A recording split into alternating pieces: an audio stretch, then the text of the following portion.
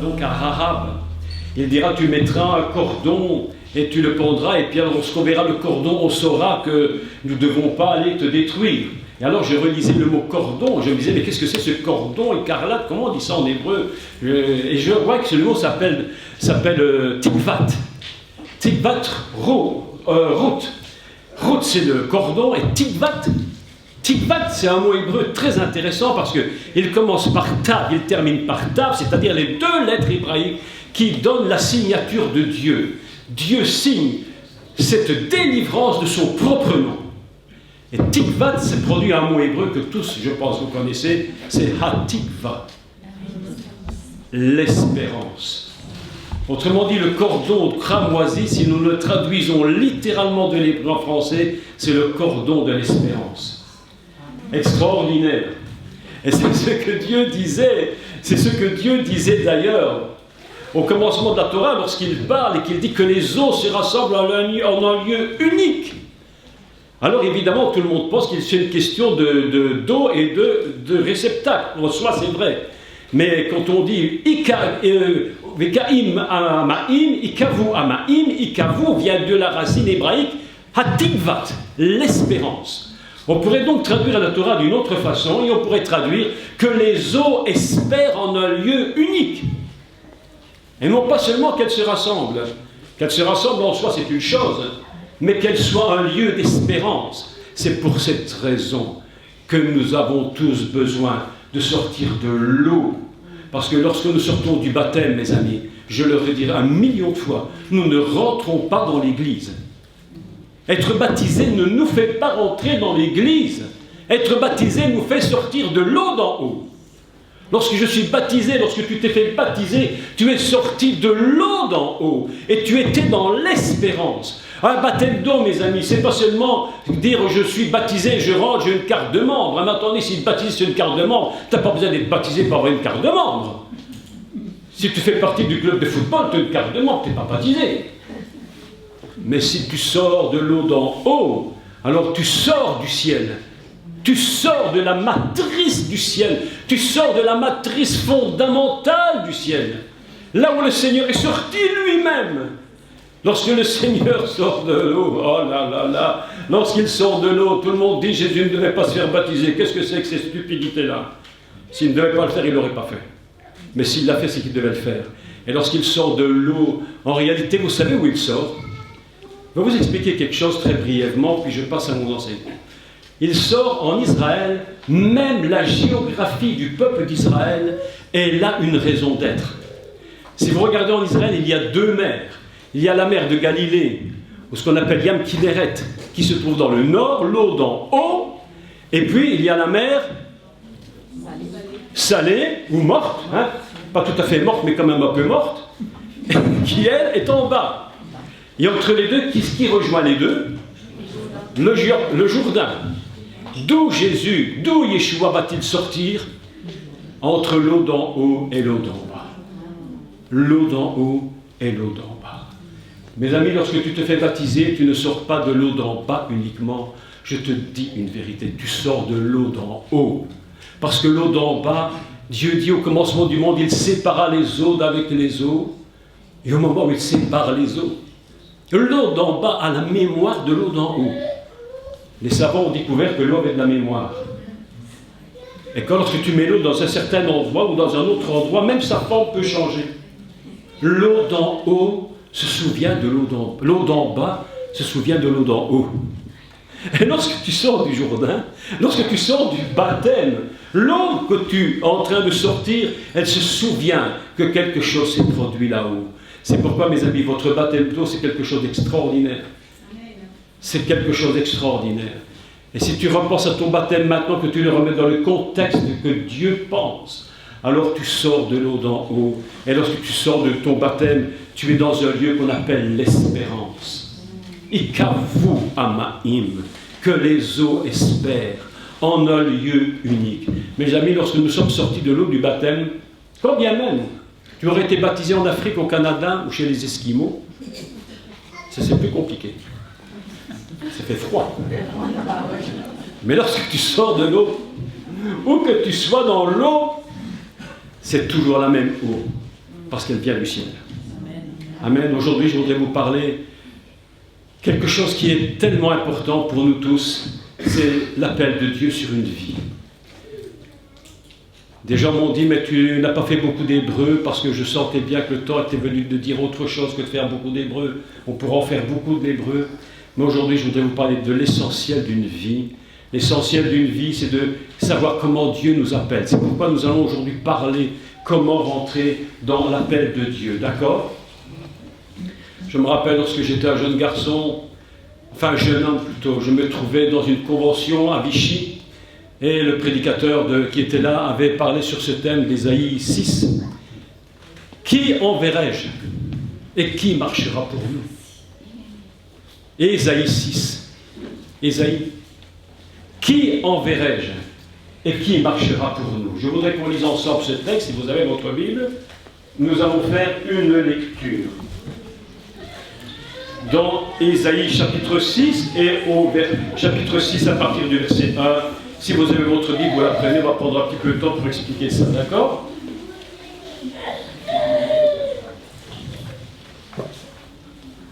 Alors l'année du roi, l'année de la mort du roi Osias, je vais mettre un peu.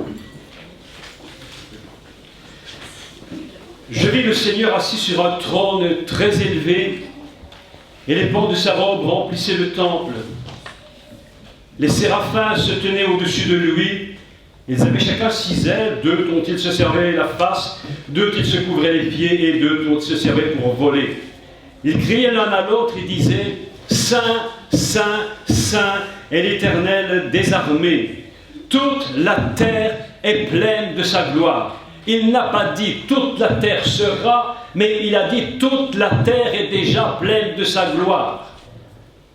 Les portes furent ébranlées dans leur fondement par la voix qui retentissait.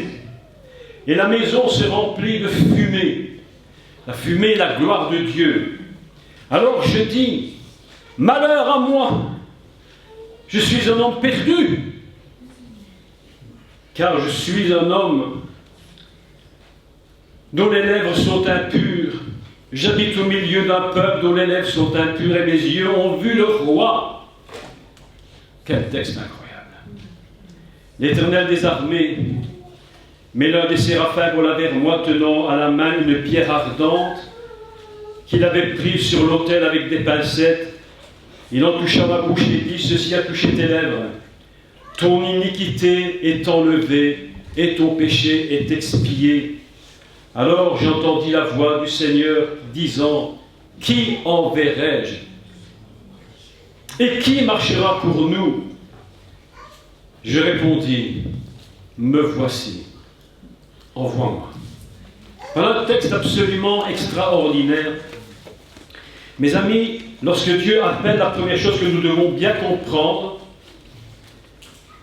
c'est que le prophète a vu la gloire de Dieu.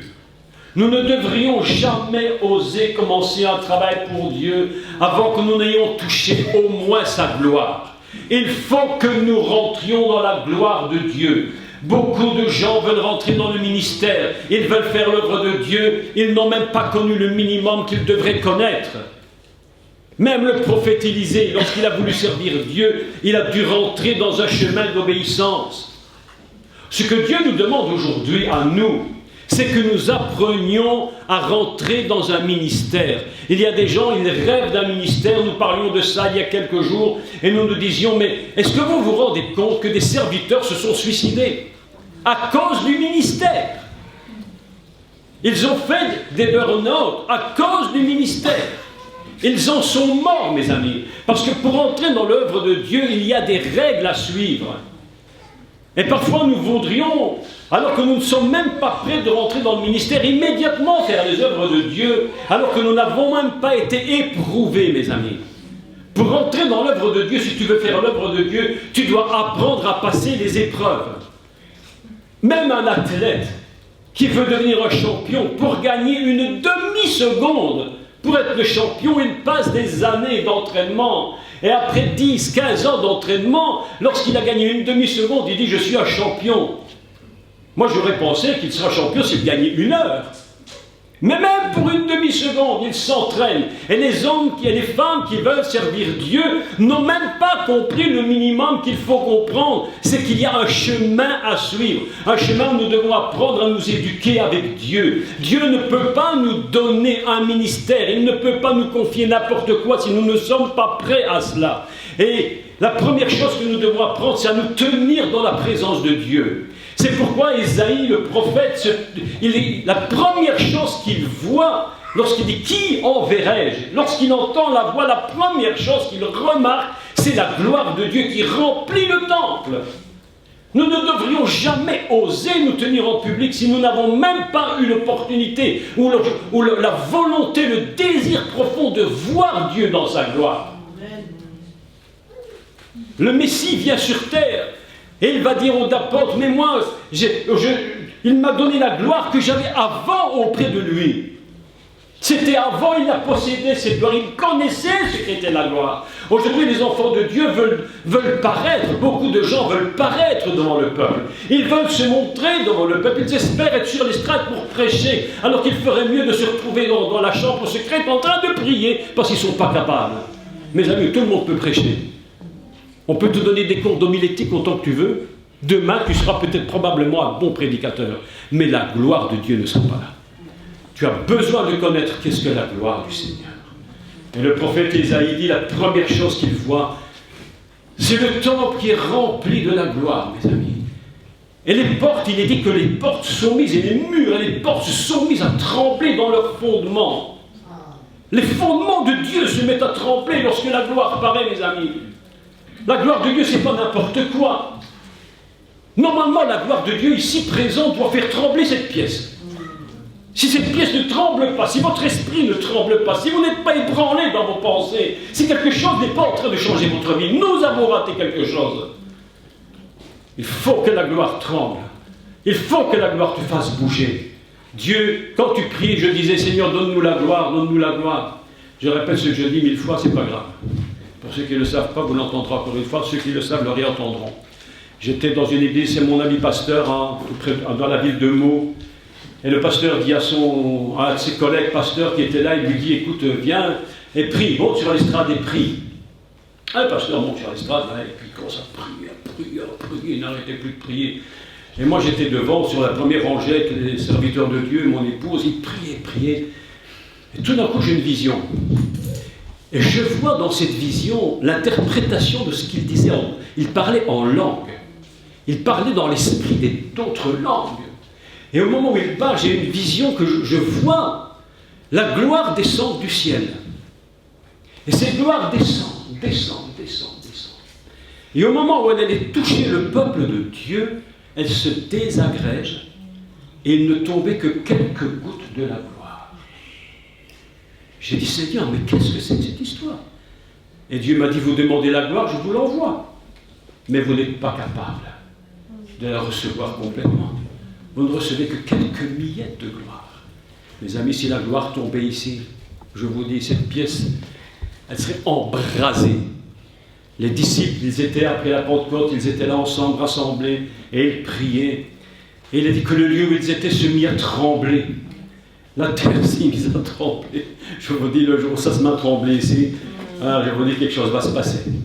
Le jour où le feu commence à prendre partout, vous voyez, les pompiers de Guebwiller vont venir devant pour éteindre le feu et ne pourront rien éteindre parce que c'est le feu de Dieu qui brûle. Mes amis, la première chose que tu dois comprendre, la première chose qu'il te faut comprendre si tu veux servir Dieu, c'est que tu dois chercher sa présence. Si tu ne cherches pas sa présence, tu peux faire ce que tu veux, tu ne pourras jamais servir Dieu. Vous savez, j'étais à l'opéra pendant des années, j'étais chanteur pendant des années, c'était mon métier. Et j'ai vu beaucoup de très très grands chanteurs venir. J'ai été voir Pavarotti. Vous connaissez Pavarotti? Pavarotti, un des meilleurs, des plus grands techniciens de la voix qui existait au monde. Et j'ai vu Pavarotti, j'ai travaillé, j'ai chanté avec des gens qui étaient ses collègues. Et puis, ils chantent merveilleusement bien. Mais mes amis, je vous dis quelque chose, il manque quelque chose. Il leur manque quelque chose. Il leur manque la gloire de Dieu. Tu peux être un grand musicien, pianiste, violoniste, violoncelliste, chanteur, il te manque quelque chose. Mais même, moi j'ai notre fils de chœur, ici c'est un chanteur d'opéra, un très grand chanteur, et quand il chante, même la musique classique, les gens viennent lui dire, mais il y a quelque chose chez toi qu'on n'a pas chez les autres. Qu'est-ce que c'est que cette chose? C'est la présence de Dieu. La présence de Dieu. La première chose que nous devons chercher, c'est la présence du Seigneur. Si nous ne cherchons pas la présence du Seigneur, n'osez même pas vous tenir debout devant le peuple de Dieu. N'osez même pas vous tenir en public. Cherche d'abord sa présence. Jésus, Yeshua a dit, rentre dans ta chambre, ferme la porte. Ferme ta porte. Là où personne ne te dérange, cherche la présence de Dieu. Et lorsque tu auras la présence de Dieu, ma chère sœur, quand tu vas jouer du violon, ce que tu as fait là sera multiplié par millions. Par 1 million. Parce que Dieu va rentrer dans chaque note, dans chaque coup d'archet, dans chaque corde, dans chaque fibre du violon. Il va faire partie de... Il sera devenu ton violon à toi. C'est la présence de Dieu. La présence de Dieu, ma sœur. Et il dit, j'ai eu une vision et une voix éternelle dans le temple. Et les pans de sa robe qui remplissent le temple, et la fumée qui rentre, et la gloire de Dieu qui rentre. Et tout se met à bouger, et les séraphins sont là. Et oh là là là, ah, ça c'est extraordinaire. Ah mes amis, la gloire de Dieu. Et au moment où la gloire de Dieu se produit, le prophète a une réaction tout à fait surprenante. On aurait pu croire qu'il allait se jeter à plat ventre devant Dieu en étant complètement consterné. Mais la première réaction qu'il a, c'est « Mon Dieu !» Il dit « Mais mon Dieu ! Mais je suis un homme dont les lèvres sont impures. Je ne suis pas digne de faire ton œuvre. Je suis un homme dont le peuple est impur au milieu d'un peuple dont les lèvres sont impures. Je ne suis pas digne de faire ton œuvre. C'est impossible. » Il est complètement désespéré. Lorsque tu rencontres la gloire de Dieu dans une dimension absolument incroyable, la première chose qui arrive dans ta vie, c'est que tu reconnais que tu n'es rien. Aussi longtemps qu'on croira qu'on est très important, nous ne ferons rien du tout. Je le dirai 1 milliard de fois, mes amis, 1 milliard de fois, nous ne sommes pas indispensables. Lorsque Jésus a dit que nous étions des serviteurs inutiles, ça ne veut pas dire qu'il ne nous utilise pas. Mais ça veut dire que le jour où nous ne serons plus là, il fera sans nous. Ah ben oui. Quand tu ne seras plus là, ou quand je ne serai plus là, l'œuvre de Dieu continuera, parce que Dieu n'a pas besoin de Jacques Collin pour l'éternité. Il n'en a besoin sur la terre que pour l'instant où je vis. C'est pas pour ça que je ne suis pas un serviteur inutile, je suis utile à son service dans le temps où je suis ici-bas. Mais si demain je ne fais plus son œuvre, un autre la fera. Il y a beaucoup de serviteurs de Dieu qui ont abandonné le Seigneur. Dieu a dit, tu abandonnes, je te donnerai à un autre ton ministère. Des ministères ont été perdus et Dieu les a donnés à d'autres personnes. Parce que certains n'ont pas voulu continuer. Si tu abandonnes ce que Dieu te demande, il le donnera à un autre. Mais son œuvre, mes amis, ne s'arrêtera jamais. Son œuvre ne s'arrêtera jamais. C'est pourquoi moi, devant le Seigneur, je dis, Seigneur, je ne veux pas t'abandonner. Je ne veux pas que tu prennes mon travail et que tu le donnes à un autre. Ça va me déranger quand même. Ah, je dis non. Ça, c'est pas possible. Alors je me tiens devant le Seigneur. Je m'efforce de me tenir devant le Seigneur. Se tenir devant Dieu, mes amis, c'est un sacrifice. Je vous l'ai dit et je vous le répète. Prier est un sacrifice. Parce que ton corps te dit non, ta tête te dit non, et ton esprit te dit oui. Et en général, le corps prend le dessus sur l'esprit. Est-ce que tu as remarqué, mon frère? Tu le sais, hein? Moi aussi. Alors le frère, là, maintenant, il achète du gasoil, hein, je vous dis, de qualité. Depuis hier, il a changé. Hein. Maintenant, il achète du vrai gasoil, hein, je vous dis. Hein. Mes amis, se tenir dans la présence de Dieu, se tenir dans sa grande présence, chercher le Seigneur, prier, c'est un sacrifice, je vous le dis. Parfois, tu te lèves, parfois, tu es dans ta journée, tu sens que tu devrais le faire. Mais ton corps te dit non. Est-ce que c'est vrai, oui ou non? Tous ici, nous sommes passés par là. Et nous devons nous jeter dans la prière. Il y a des combats, mes amis, que nous ne pourrons jamais gagner si nous ne prions pas. C'est impossible. La Bible nous enseigne que Jésus à Gethsémane, juste avant qu'il soit crucifié, il était dans le jardin. La Bible nous dit qu'il s'était jeté face contre terre. Il avait le visage dans la poussière. Et la Bible nous dit qu'il hurlait devant Dieu de ne pas le laisser tomber et qu'il puisse avoir la force de continuer. Mes amis, même pour des petits péchés misérables, nous ne prions même pas parce que c'est devenu notre habitude. Notre habitude. Il y a une sœur en Belgique, elle était très drôle. Elle était très drôle. Elle nous disait à mon épouse et moi, passe un petit péché, Dieu me comprend. Qui c'est qui a déjà dit ça ici? Un petit péché, c'est pas grave. J'ai tué personne, mais un petit péché. Mais mes amis, vous savez, je vais vous dire la vérité. Un véritable serviteur de Dieu ne se contente pas d'un petit péché dans sa vie. Nous devons l'éliminer. Il faut éliminer ce petit péché. Le diable rôde. Vous savez pourquoi il rôde? Moi, je vais vous dire une vérité. Écoutez-moi bien. Tant que le diable rôde, vous n'avez aucun problème. Parce qu'il fait son job de diable. Il tourne autour de toi, mais tant qu'il tourne, il me fait tourner. Mais elle tourne autour de toi, je vais te dire pourquoi elle tourne autour de toi. Il tourne autour de toi pour trouver l'ouverture. S'il trouve la faille, là, il va s'engouffrer.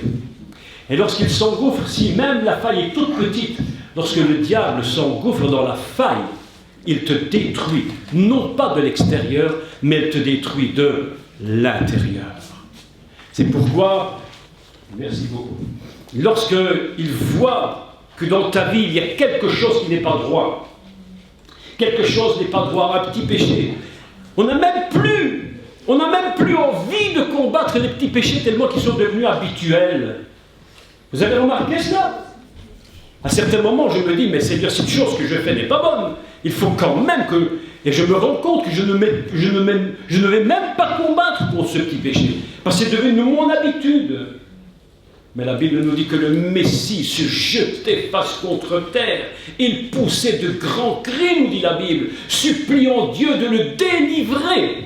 Et il va faire la prière la plus extraordinaire qui soit. Il va crier, il va dire, oh mon Père, pas ma volonté, mais ta volonté. On le dit, mais on n'a rien compris. On le dit, mais on n'a pas compris grand-chose. Pour que notre volonté passe en deuxième et que celle de Dieu soit toujours en premier, ça demande du temps avec Dieu, qu'il nous parle, qu'il nous révèle qui nous sommes réellement, mes amis. Alors le prophète Ésaïe se trouve devant la gloire de Dieu. Et la première réaction, c'est mon Dieu. Je suis un homme dont les lèvres sont impures. Moi, j'ai écouté ce texte, je me dis, mon Dieu, si Ésaïe dit ça, alors moi, qu'est-ce que je vais dire? Alors que le monsieur Ésaïe, il avait un niveau incroyable. Vous imaginez si tous nous avions vu le trône de Dieu et la gloire de Dieu comme il l'a vu? Et lui, il dit, bien qu'il soit un homme exceptionnel à nos yeux, il dit devant Dieu, je suis un homme impur, mes lèvres sont impures, j'ai mal parlé. Hier, je vous ai parlé de ne pas parler mal, d'avoir une bonne confession. Parfois, nous disons des choses qui ne sont même pas à nos yeux mauvaises, mais devant Dieu, c'est une erreur fondamentale, parce que nos paroles dépassent la nature de Dieu, dépassent le Dieu, et nous sommes devenus très orgueilleux sans nous en rendre compte. Il dit, mes lèvres sont impures. Alors, deux séraphins, les séraphins, on a passé Chroïm, sont des êtres de feu. Des êtres de feu. Ils s'approchent d'Ésaïe, ils prennent une braise, ils purifient ses lèvres, et elle dit, tes péchés te sont pardonnés. Et puis, il va poser la question, mais qui enverrai-je? Avant de dire, Seigneur, je veux te servir, mes amis, il faut payer un prix. Avant de dire, Seigneur, je veux te servir toute ma vie, je veux me donner à toi. Vous savez, on dit souvent, le départ est facile, c'est la fin qui est difficile. Mais il vaut mieux une bonne finale qu'un bon départ. Je vais vous dire que c'est une erreur aussi. Il vaut mieux un bon départ une bonne finale. Alors, si tu commences mal, tu finiras mal. En général, il vaut mieux que tu démarres bien. Dieu nous demande de bien démarrer. Et il nous dit, tiens-toi devant ma face. Apprends à prier. Apprends à me chercher. Ne fais pas n'importe quoi. Apprends à me chercher. On peut vous enseigner, va avec cette force que tu as. Vous savez comment on peut traduire va avec cette force que tu as? C'est très étrange d'ailleurs. Le mot force utilisé dans ce mot, dans le livre, c'est la force du crocodile. C'est le mot crocodile. Il va avec cette force de crocodile que tu as. Alors les gens disent, ben, je vais y aller, je vais y aller, je vais y aller. Mais Dieu dit, fais attention. Parce que lorsque Dieu parle à Gédéon, qui lui dit, va avec cette force que tu as, Gédéon était un homme tout à fait particulier. C'est un homme qui avait compris quelque chose. Et la Bible nous enseigne de Gédéon qu'il était un homme de Dieu et qu'il mettait de côté le froment parce que les Philistins venaient, ou les Amalécites, je ne sais plus, venaient pour le dérober. Alors il faisait ça en secret, il partait la nuit, il faisait des choses. Il avait un cœur pour Dieu, mes amis. Un cœur qui servait. Et lui-même se retrouve devant Dieu et que lorsque Dieu lui parle, qu'il lui dit « Va, Josué », il répond « Mais moi, je ne me sens pas digne d'y aller. » Mais Dieu dit « Je t'ai vu. » Mes amis, je vais vous dire une chose, écoutez-moi. Où que vous soyez, il y a Dieu vous regarde. Il est écrit que l'ange de l'Éternel se tenait sur le térébinthe. Et Josué travaillait. Il passait, il cachait le froment, il cachait. Et la Bible nous dit, l'ange était en dessous du terrain, il dit, regardez Gédéon. Il disait, il travaille bien. Voilà quelqu'un en qui je vais pouvoir me confier. Je vais lui donner une bonne responsabilité. Mes amis, il faut que vous sachiez une chose. Tout ce que vous faites, tout ce que vous dites, Dieu vous regarde. Il sait qui vous êtes. Tu ne peux rien lui cacher. Les hommes ne peuvent pas voir, mais Dieu te voit. Les hommes ne t'entendent pas, mais Dieu t'entend. Il te surveille, il t'observe. Chaque seconde de ta vie, Dieu t'observe. Et d'après ton comportement, Dieu saura s'il peut t'utiliser ou pas. Mes amis, si tu veux servir Dieu dans toute ta vie, il faudra que tu apprennes à le servir dignement. Servir Dieu n'est pas un jeu. Les écoles bibliques n'ont jamais fait des pasteurs, je vous le dis. Aucune école biblique n'a fait des évangélistes. Elle vous donne de l'enseignement, mais le véritable appel et la véritable décision finale, c'est Dieu. Tu peux faire 10 ans d'études, mais tu ne seras jamais pour ça un véritable pasteur si Dieu, à l'origine, ne t'a pas appelé lui-même à l'être. C'est ainsi qu'on se rend compte qu'en Belgique, par exemple, vous rendez-vous compte qu'en Belgique, dans la grande école de théologie belge, la plus grande école de l'État belge, il y a 2 ans ou 3 ans, on me disait qu'il restait encore 2 étudiants. On paye des professeurs pour 2 personnes. Je ne sais même plus aujourd'hui s'il en reste une seule. On ne sait même pas si ça pourra continuer. Même une école importante de l'État belge où on enseignait pour être des pasteurs diplômés. Écoutez-moi, des pasteurs diplômés, je ne vous dis pas, je vous dis le truc. Comme si Dieu avait dit, je te donne un diplôme. Mais enfin, ils ont un diplôme. Même cette une école a disparu parce qu'il n'y a même plus de combattants pour y aller. Plus personne n'a reçu cet appel pastoral. Ils y vont pour faire des études, mes amis. Les écoles bibliques ne forment pas de pasteurs. Les écoles bibliques ne forment pas de missionnaires. Les écoles bibliques ne forment pas d'apôtres. Les écoles bibliques forment des intellectuels. Et ce qui manque dans les écoles bibliques, et c'est ce que nous disions hier, il faut que ça change dans les écoles. Il faut que les gens qui viennent soient des gens véritablement appelés. On devrait apprendre aux élèves dans les écoles bibliques à se mettre dans la prière et dans le jeûne. Jésus a commencé son ministère après 40 jours de jeûne. Mais s'il fallait être biblique, mes amis, qui commence son ministère après 40 jours de jeûne, il n'y en aurait plus, hein? Les églises seraient désertes. On devrait commencer son ministère en étant formé, préparé pour le ministère.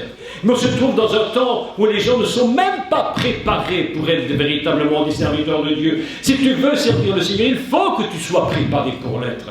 Jésus s'est retiré 40 jours, il a combattu le diable. C'est un jeûne incroyable. La Bible nous enseigne que l'Esprit poussa Jésus dans le désert afin d'être tenté par le diable. Parce qu'aussi longtemps qu'il n'aura pas vaincu dans le désert, mes amis, il ne commencera même pas son ministère. Et dans nous, et je parle de nous, et je parle de moi ici, nous n'avons même pas vaincu complètement le péché dans notre vie, et nous allons pour servir le Seigneur. Je vous dis, mes amis, il faut commencer par apprendre à vaincre le péché. Il faut commencer à apprendre à vaincre pour nous-mêmes, et après nous pourrons commencer de servir le Seigneur. C'est un très long travail.